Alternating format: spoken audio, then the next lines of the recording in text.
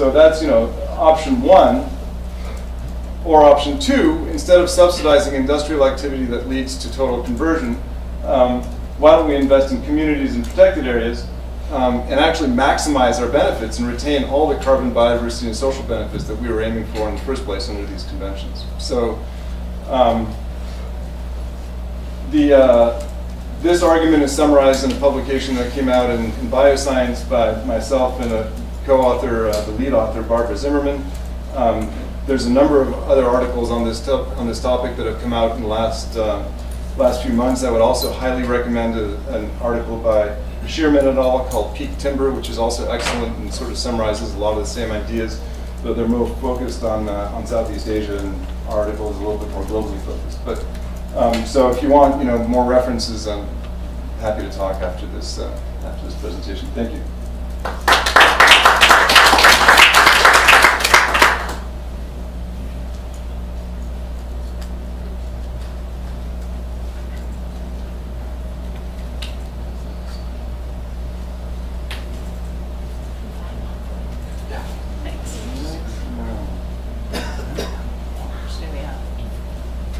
Oh, well, I meant to cheer you up. And just to remind you of a point Brendan made earlier on, that's a cool temperate forest in Tasmania, in Australia.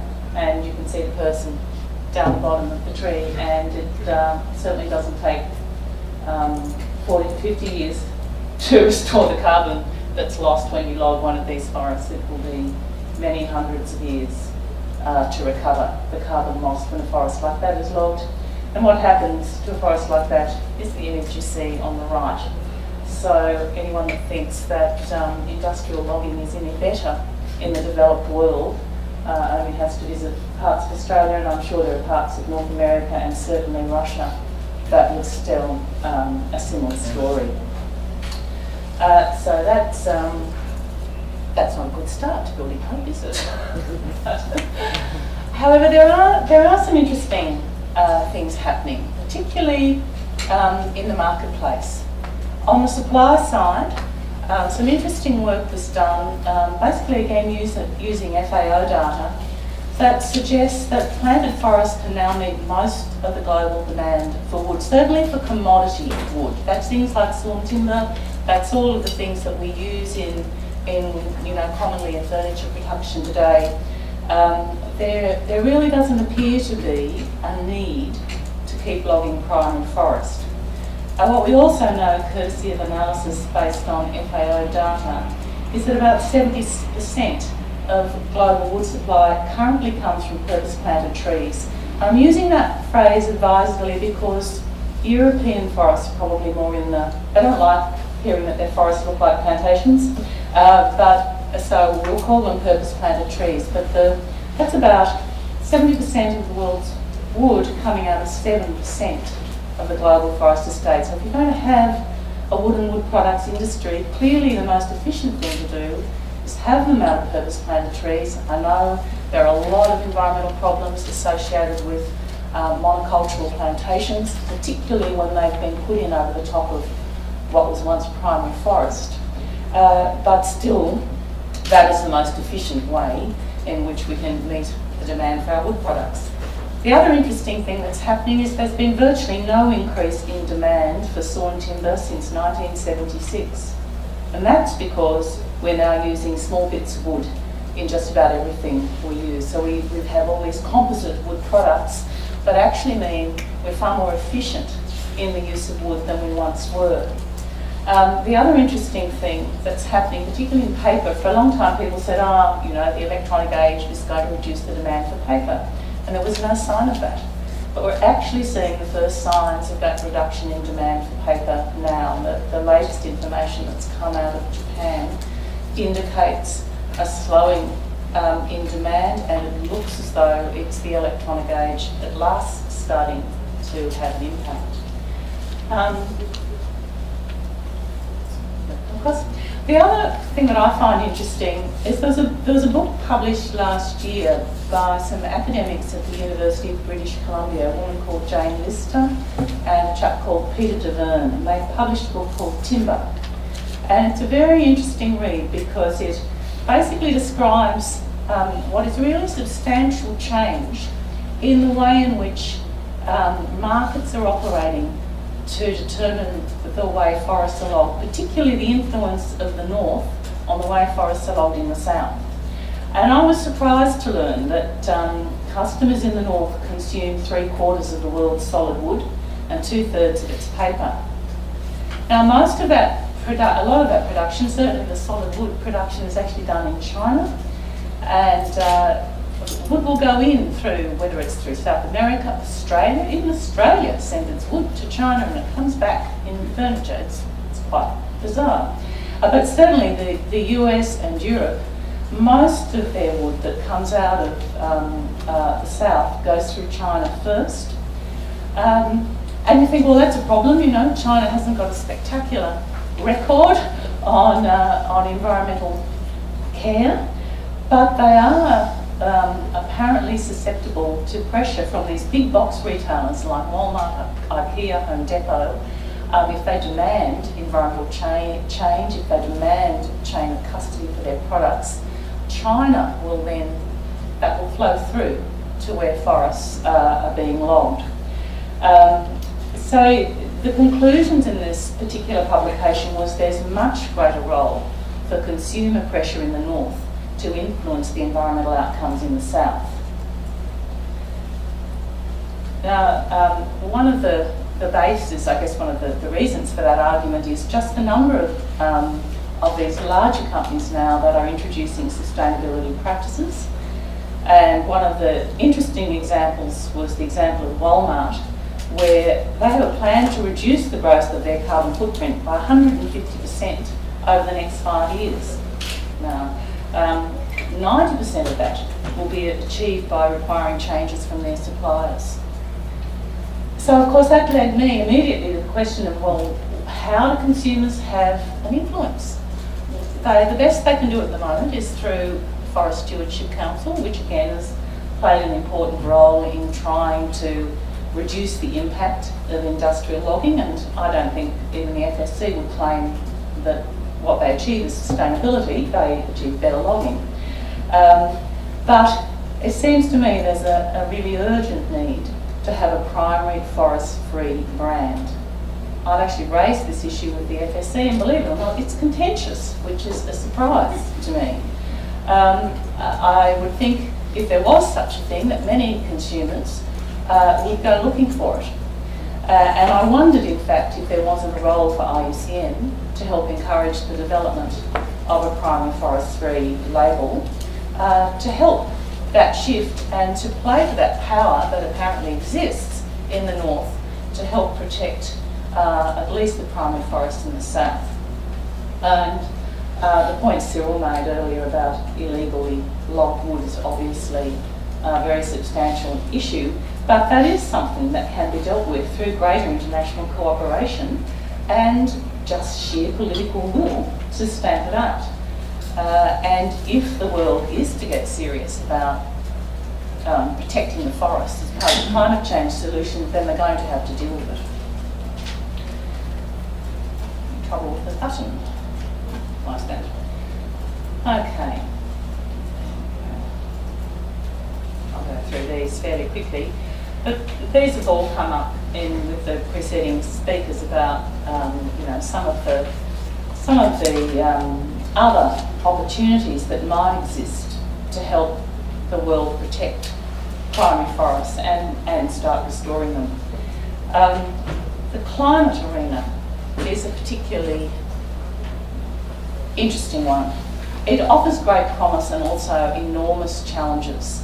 Those of us who've been to any of the UNFCCC meetings can come away quite horrified at times because of the potential in that forum to either do great good or great harm. It is distressing that the climate policy and rules so far don't actually differentiate between primary forests, regrowth forests and plantations. But that can be changed.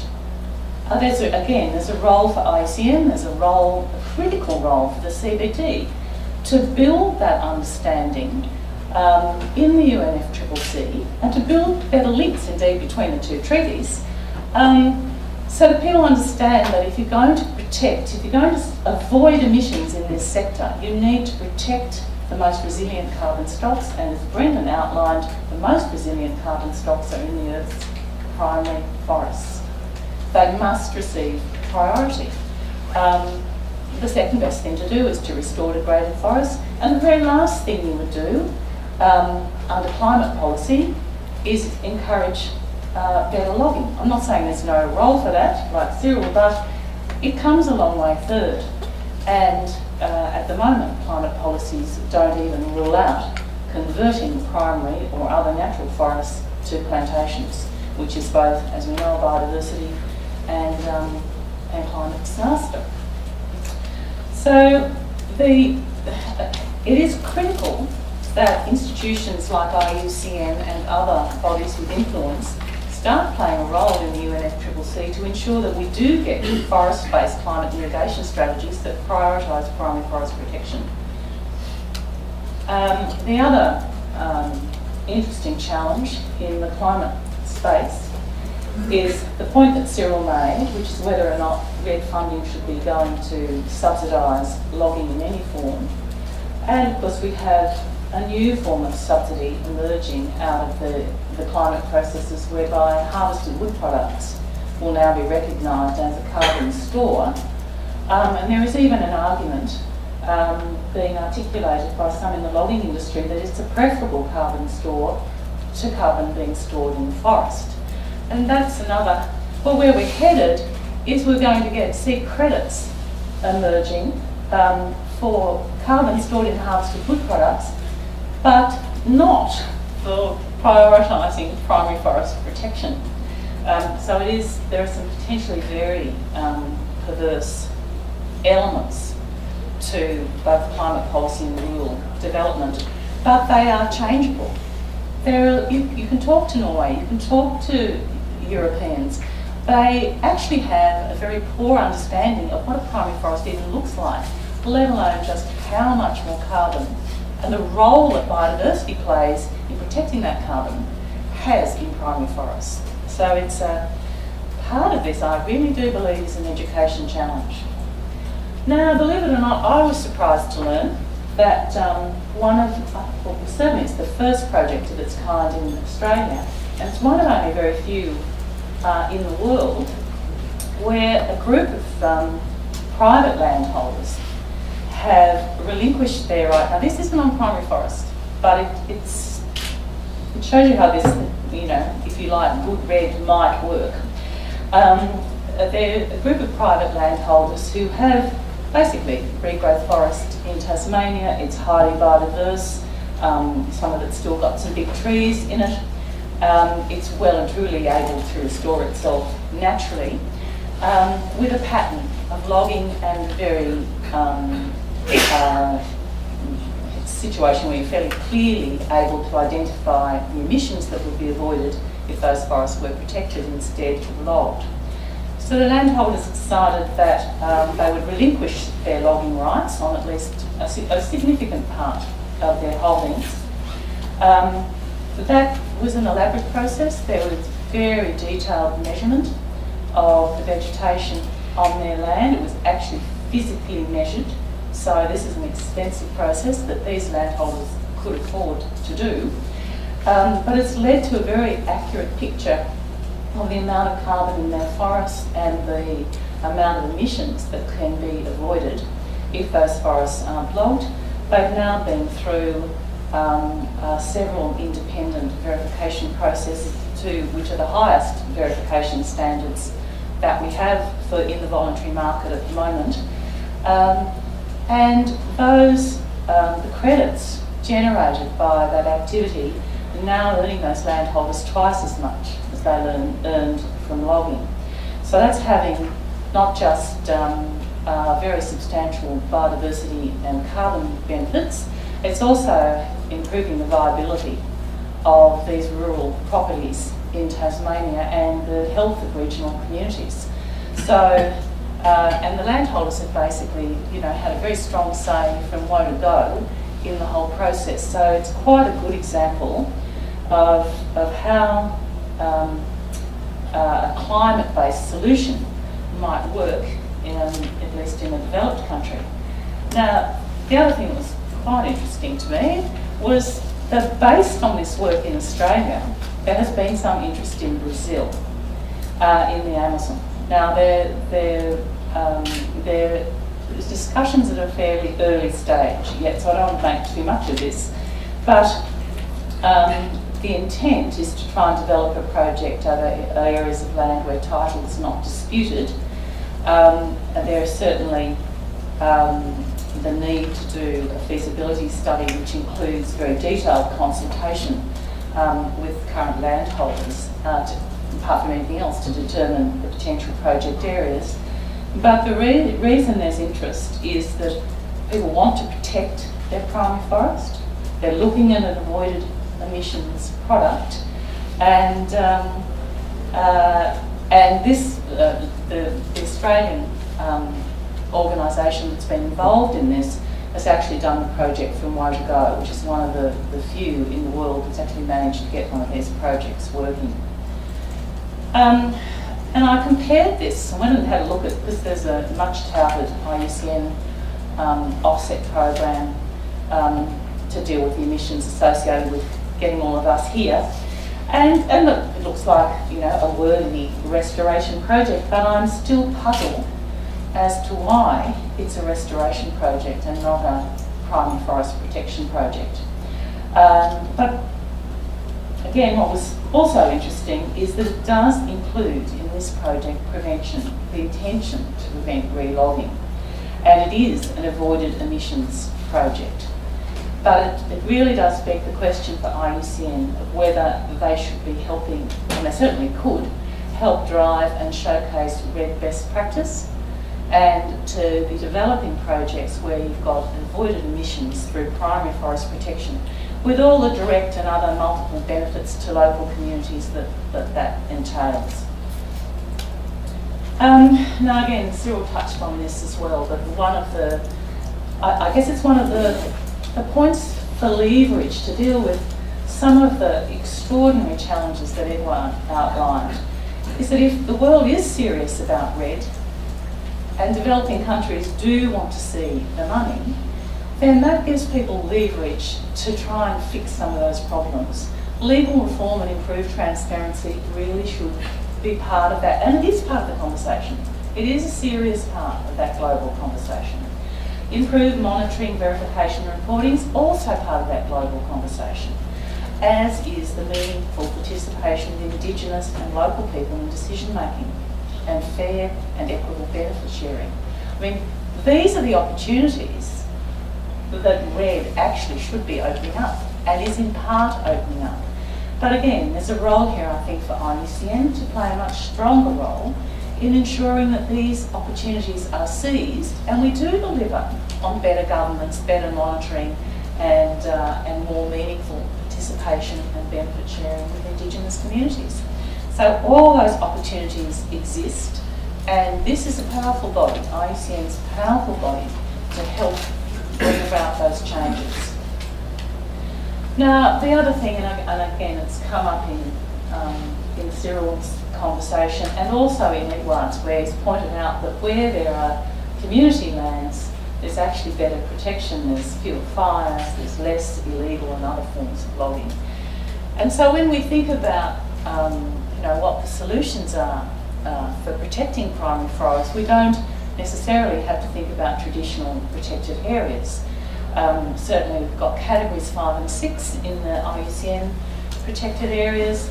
I guess an increasingly successful story in Australia are what's called Indigenous protected areas, which directly involve Indigenous people in management, including traditional management of their lands.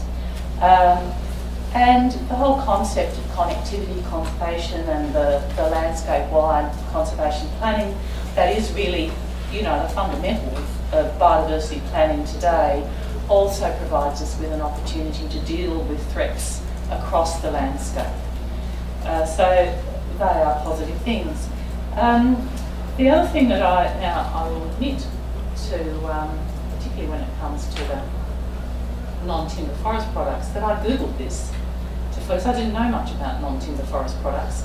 And I'm going to skip to the bottom point first, because there's actually an analysis published in Nature not so long ago of the value of all the non-timber forest products in the Amazon, which concluded that you could have a higher net revenue from those products than from logging, as well as obviously facilitating the conservation of cultural and biological diversity.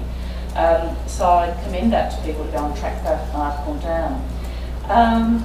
We're all more familiar with all of the work that's been done on the value of ecosystem services, and there's been Pavan Sukhdev, I think that's how you pronounce his name, who works with Deutsche Bank, has done some very helpful work in this field, and I think the TEEB initiative is a positive initiative, but that figure is salutary, but it suggests that that biodiversity loss and ecosystem damage equates to 16% of the global economic output by 2050 is rather salutary. On the positive side, there are an increasing number of financial institutions really interested in how you properly capture the value of ecosystem services and don't have all these